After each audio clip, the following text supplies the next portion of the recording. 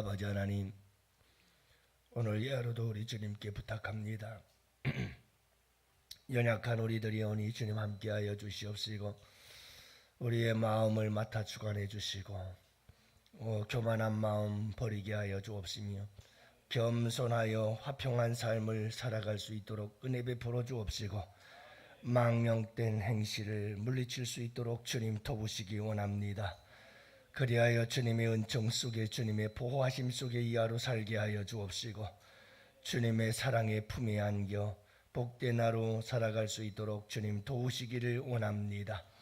성령께서 오늘도 우리 가운데 충만하게 역사하여 주옵시고 인도해 주시옵소서. 오늘도 옳은 길, 바른 길, 복된 길, 생명의 길 걸어갈 수 있도록 성령께서 함께 하시고 도우실 줄 믿습니다. 새벽에 도우시는 하나님, 오늘도 아버지 하나님 앞에 나와 주님의 긍휼하심을 구하오니 불쌍히 여기사 고쳐주시고 치료하여 주시고 회복시켜 주옵시고 새롭게 하여 주옵시고, 오늘도 주님 우리 통해서 큰 영광 받아 주시옵소서. 감사하옵고 우리 구주 예수님 이름으로 간절히 기도합니다. 아멘. 우리 하나님 말씀 함께 봅니다. 열왕기하 4장 우리 8절부터 함께 봅니다. 37절까지 좀 길지만 함께 보십니다. 8절부터 37절. 이제 우리 다 같이 함께 한 목소리로 말씀 받들어 읽습니다. 하루는 엘리사가 수넴에 이르렀더니 거기에 한 귀한 여인이 그를 강권하여 음식을 먹게 하였으므로 엘리사가 그곳을 지날 때마다 음식을 먹으러 그리로 들어갔더라. 여인이 그의 남편에게 이르되 항상 우리를 지나가는 이 사람은 하나님의 거룩한 사람인 줄을 내가 아노니 청하건대 우리가 그를 위하여 작은 방을 담 위에 만들고 침상과 책상과 의자와 촛대를 두사이다. 그가 우리에게 이르면 거기에 머물리라 하였더라. 한호는 엘리사가 거기에 이르러 그 방을 들어가 누웠더니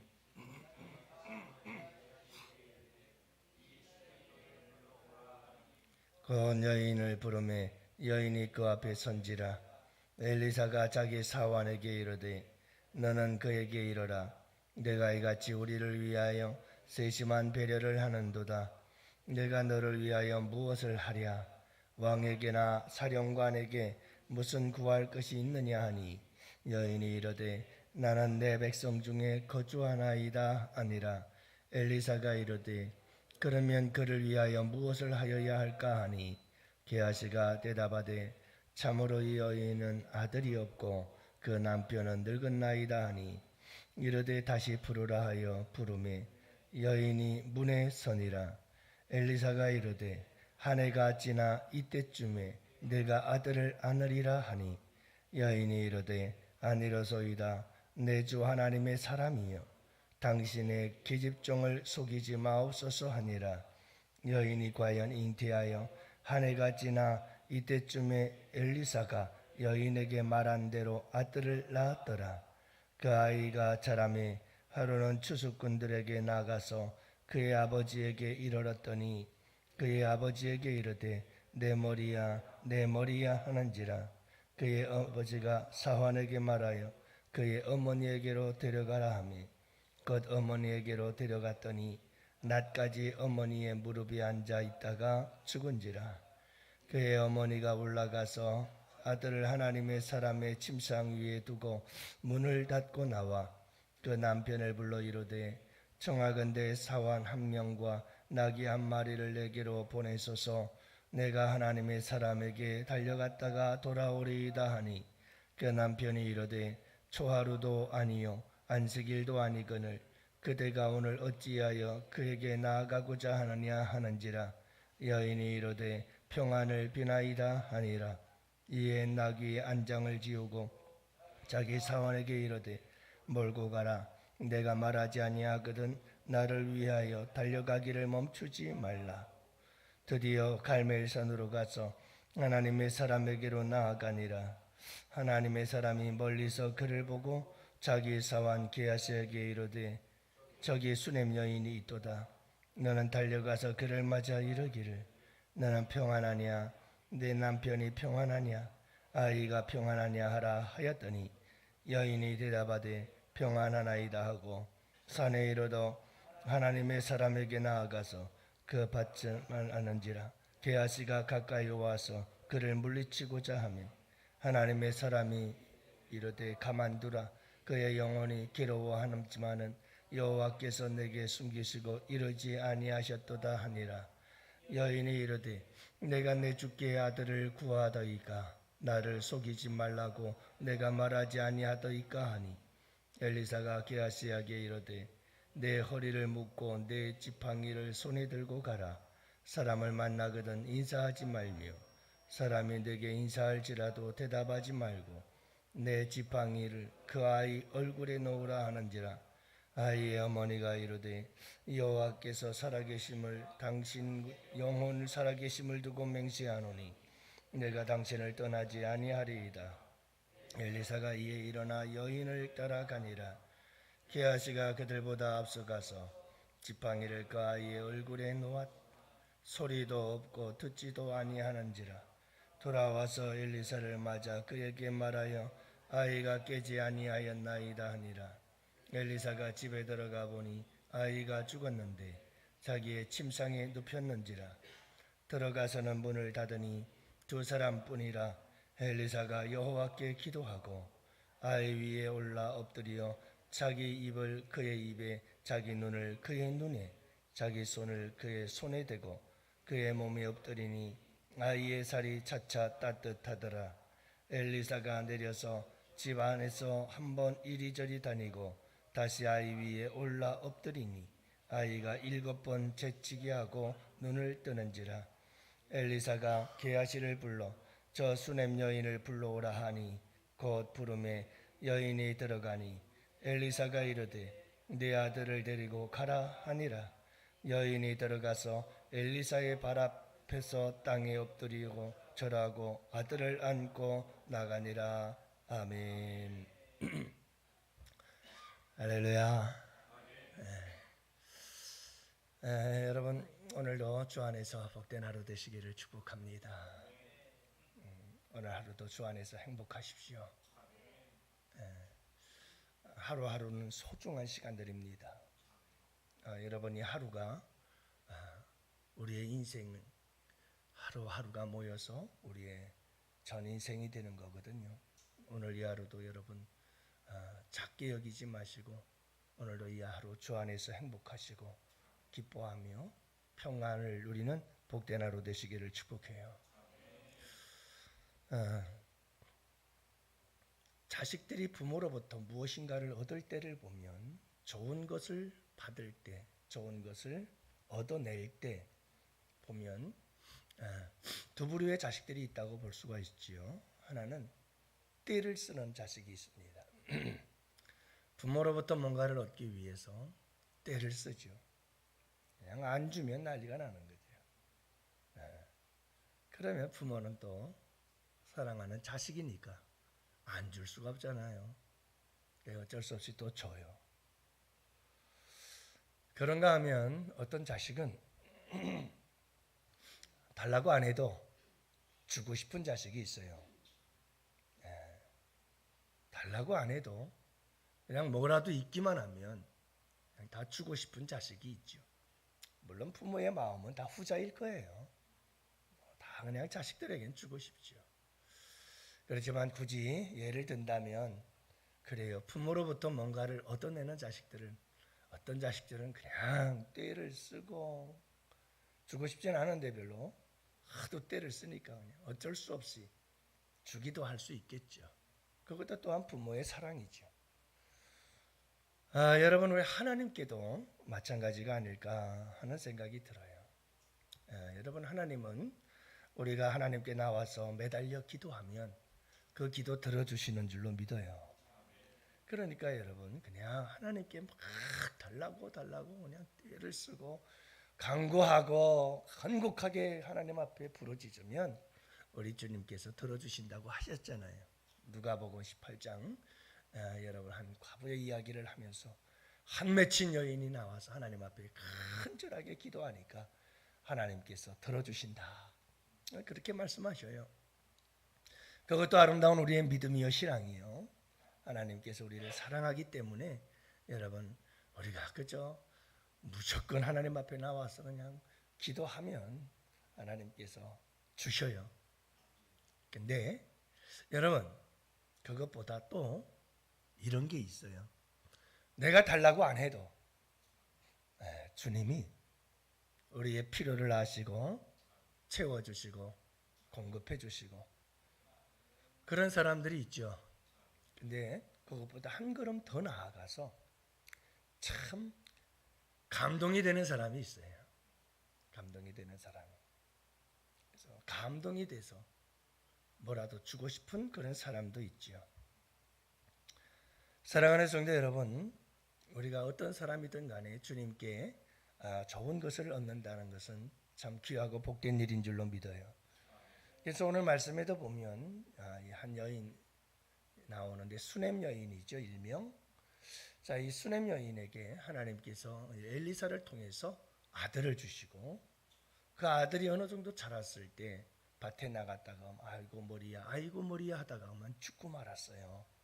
근데 죽었던 그 아들을 다시 살린 하나님의 놀라운 은혜가 이 여인에게 임하는데 이 여인이 이렇게 고백을 하죠. 내가 언제 자식을 달라고 하옵디까?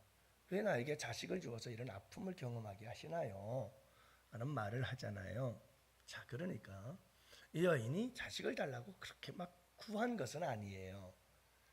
그런데 엘리사가 마음의 감동을 받고 여인에게 아들을 얻으리라 하고 믿음으로 하나님의 말씀을 선포하고 그리고 그 하나님의 뜻을 전달하고 아이를 얻게 된 거죠.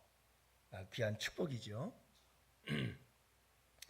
여인은 구하지 않았지만 가장 소중한 것을 얻었고 그걸 잃었다가 다시 회복하고 이런 축복을 누리게 돼요. 여러분, 저는 오늘 여러분들과 함께 이 본문 말씀 가지고 한두 번 더 말씀을 나누고자 하는데 오늘은 여러분들과 함께 이 여인에 대해서 오늘 성경은 뭐라고 이야기를 하냐면 수넴에 한 귀한 여인이 있었다 이렇게 얘기를 합니다. 한 귀한 여인, 성경이 말하는 귀한 여인, 성경이 말하는 참 귀한 사람은 어떤 사람일까? 내가 뭔가를 구하지 않아도 하나님께서 아시고 채워줄 수 있는 참 이렇게 귀한 사람은 어떤 사람일까? 라고 하는 거예요. 어떤 사람일까요? 오늘 말씀해 보면 세 가지를 볼 수가 있는데 이 여인은 먼저 부한 사람이었어요. 여러분들이 나름대로 물질의 복을 받을 수 있기를 축복합니다. 이 귀한 여인이 귀한 여인일 수 있었던 이유, 물론 아마 그러지 않아도 했을 수 있겠지만 그래도 이 여인에겐 엘리사를 잘 섬길 수 있는 물질이 있었어요. 자, 그래서 물론 마음이 있었기 때문이죠. 그러나 물질이 없으면 힘든 일 아니겠어요? 이 여인은 엘리사가 늘 마을을 지나가는 것을 알았어요. 그리고 음식을 늘 대접해 줬어요. 여러분, 이렇게 엘리사에게 늘 지날 때마다 음식을 대접한다는 건 쉬운 일이 아니에요. 뿐만이 아니죠. 여인은 거기에 만족하지 않았어요. 더 나아가서 늘 이곳을 지나다니는 이 하나님의 사람을 위해서 하나님을 위해서 내가 뭘 할 수 있을까 생각하다가 좀 쉴 수 있는 공간을 만들어줬으면 좋겠다. 이런 생각을 하고 그가 다락방 집을 또 짓습니다. 방을 만들고 그 방 안에 책상을 갖다 놓고 촛대를 갖다 놓고 의자를 갖다 놓고 그리고 침대를 갖다 놓고 엘리사가 지나가다가 언제든지 식사하고 그곳에서 쉴 수 있도록 공간을 만들어 준 거예요.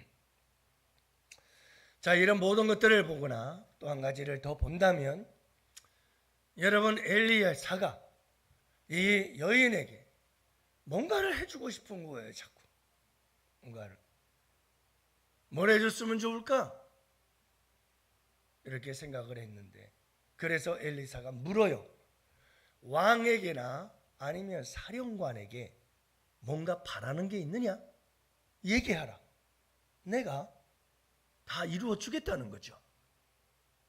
자, 그런데 이 여인은 거절해요. 아닙니다. 난 백성 중에 있습니다. 괜찮습니다. 자, 여러분, 이 사실을 봐서도 나름 그가 아주 고위직에 있지는 않았지만 그녀의 남편은 나름대로 사회적으로 어느 정도의 지위가 있었던 것 같아요. 그래서 더 좋은 자리를 하나 마련해 주랴 했더니 아니라는 거예요. 참 대단한 여인이죠. 어쨌든 간에 분명한 것은 남편도 나이는 많았지만 당시 어느 정도 사회적인 지위가 있었던 사람. 사랑하는 성도 여러분, 저도 목회자지만 참 그럴 때 많아요.